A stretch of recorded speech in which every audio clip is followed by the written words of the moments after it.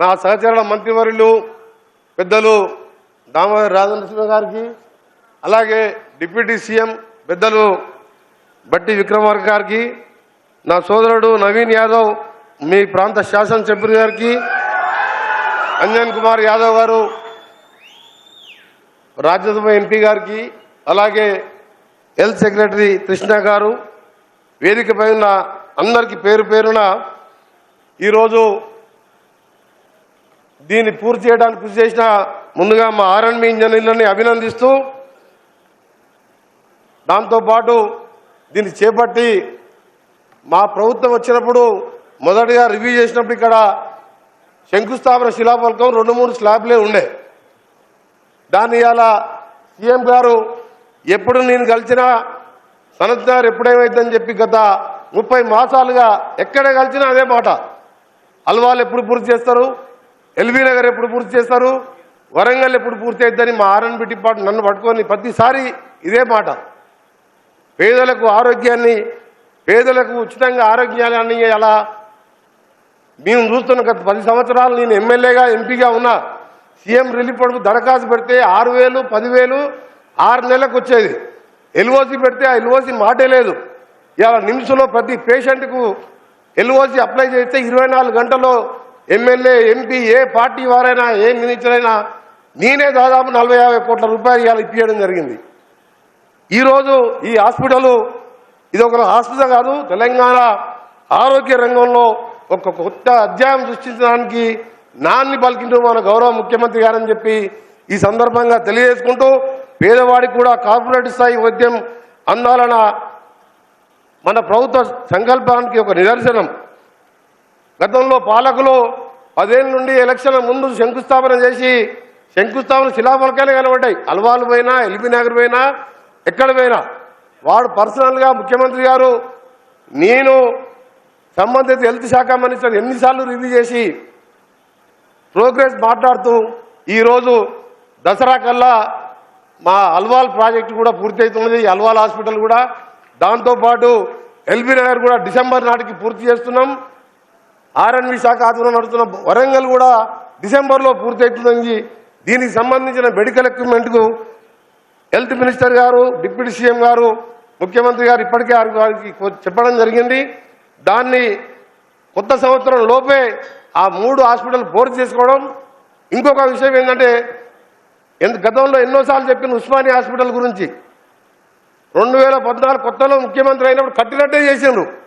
కానీ మన ముఖ్యమంత్రి గారు వచ్చి దాన్ని ప్రత్యేకంగా గోశామాన్లో ల్యాండ్ ప్రత్యేకంగా ఆయన చూసి దాన్ని ఏర్పాటు చేసి ఇలా 2,500 కోట్లతోని పనులు మొదలుపెట్టి 20% పనులు కూడా పూర్తయినాయని చెప్పి ఈ సంతోషకరమైన వార్త మీకు తెలియజేసుకుంటూ 18 నెలల్లో దాన్ని పూర్తి చేయాలని ఇదే మెగా ఇంజనీరింగ్ వాళ్ళు దాన్ని టేకప్ చేయడం జరిగింది. ఇక్కడ కృష్ణారెడ్డి గారు ఉన్నారు, వారికి సభాముఖంగా చెప్తున్నా, ఇది తొందరగా పూర్తి చేసినందుకు మీకు ప్రభుత్వం తరఫున, ఆర్ఎండ్బి శాఖ తరఫున మీకు అందరు కూడా, మీ కంపెనీకి, మీ ఇంజనీర్స్ అందరూ కూడా శుభాకాంక్షలు తెలియజేసుకుంటూ, ఉస్మానియా కూడా చెప్పిన మాట ప్రకారం పూర్తి చేయాలి.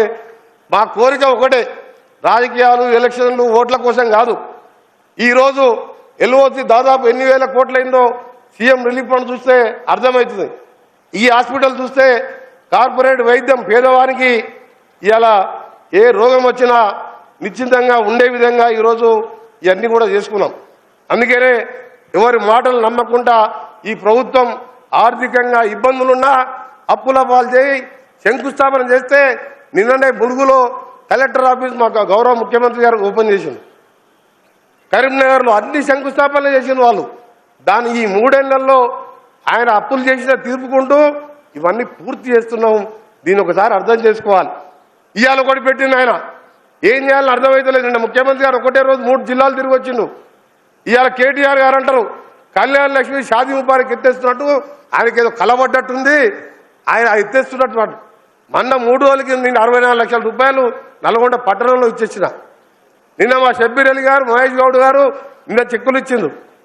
ఇంత అన్యాయం అంటే వీళ్ళకి ఏంటంటే పేద ప్రజలకు సేవ చేసిన ఇష్టం లేదు, రాష్ట్రం సుభిక్షంగా ఉండొద్దు, వర్షాలు పడొద్దు, ఇదే కుళ్ళు కుతంత్రాలతో నడుస్తున్న ప్రతిపక్షాన్ని ఒకసారి గమనించాలని కోరుకుంటూ, గౌరవ ముఖ్యమంత్రి గారి నాయకత్వంలో ఆరోగ్య శాఖ మంత్రి గారి ఆధ్వర్యంలో ఈ టిమ్స్ హాస్పిటల్ని మా కృష్ణారెడ్డి గారికి రిక్వెస్ట్ చేస్తున్నాం. దీన్ని 3 నుంచి 5 సంవత్సరాలు మీరు మెయింటైన్ చేయాలని. ఎందుకంటే ప్రభుత్వ హాస్పిటల్ అనేసరికి ఎక్విప్మెంట్ పెట్టాం. ఇలా ఏది యశోద కంటే కాస్ట్లీ ఎక్విప్మెంట్ ఉన్నది. ఒక సిటీ స్కాన్ మిషన్ గౌరవ ముఖ్యమంత్రి గారు ఓపెన్ చేసి ఉన్నది. రోజుకు 30-40 మందికి బయట సిటీ స్కాన్ టెస్ట్ చేస్తే 18,000 రూపాయలు అవుతుంది. ఇవాళ ఆ మిషన్ పెట్టాం. ప్రైవేట్ హాస్పిటల్లో కూడా ఆ మిషన్ పెట్టామంటే అందుకని ఇవాళ గవర్నమెంట్ హాస్పిటల్లో ప్రైవేట్ హాస్పిటల్ ఎక్కడ కూడా లేదు హైదరాబాద్లో. అలాంటి మిషన్ ఉంది కాబట్టి మెయింటెనెన్స్ కూడా చూసుకోవాలని చివరిగా గౌరవ ముఖ్యమంత్రి గారికి మేము కోరకముందే అసలు తెలంగాణ కావాలని అడిగింది మర్రి చెన్నారెడ్డి గారు. ఆయన పేరు పెట్టినందుకు గౌరవ ముఖ్యమంత్రి గారికి నా తరపున తెలంగాణ ప్రజల పక్షాన ఎవరు అడగలే, మేము వారే ఆలోచించి ఈ ప్రాంతంలో ఉన్నారు. ఇక్కడ దగ్గరే రంగారెడ్డి జిల్లాకు చెందిన వారు తెలంగాణ ఉద్యమాన్ని స్టార్ట్ చేసి 5 దశాబ్దాలు ముఖ్యమంత్రిగా 2 సార్లు గవర్నర్గా కేంద్ర మంత్రిగా ఉన్న వ్యక్తి. ఆ రోజుల్లో తెలంగాణ సాధించలేకపోయినా తెలంగాణ అవసరం గురించి చెప్పిన వ్యక్తి చెన్నారెడ్డి గారు.